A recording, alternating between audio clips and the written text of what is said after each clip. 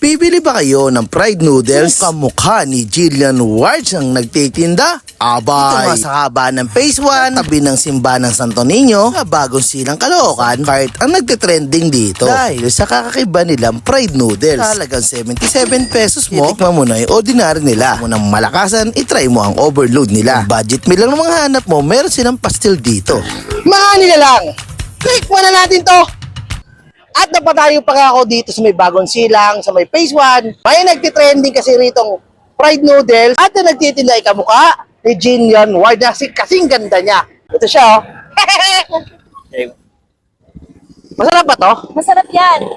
Tikman mo. Wait, 77 pesos mo, meron ka ng ordinary fried noodles sila.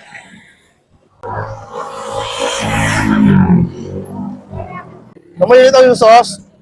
Sakto. Tatlo kasi binilagay ko rito. Teriyaki, oyster, and sweet chili. Yung noodles, sakto yung pagkaluto. May pagka-crispy. Ganyan, no? Maganda yung pagkaluto. Kung gusto mo ng malakasan, meron silang overload dito.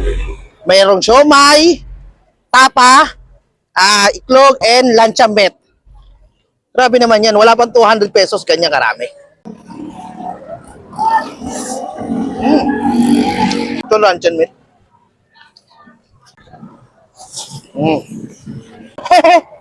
Pagipit. Tato. Tingnan, ganda ng pagkaluto. At open pala sa Larito ng 7 p.m.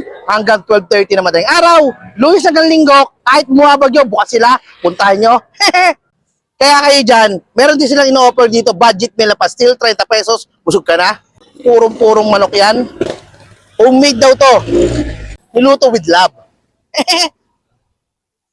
Top. Hindi siya gaano kaalatan, saktong-sakto lang.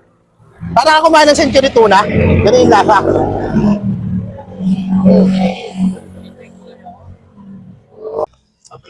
Kung ako sa inyo, pag dumayo kayo rin sa may bagong silang, puntahan yung kahit nila. Napakasarap, napakasulit at napakasulit at puntira. Wala akong masabi. Solid na solid.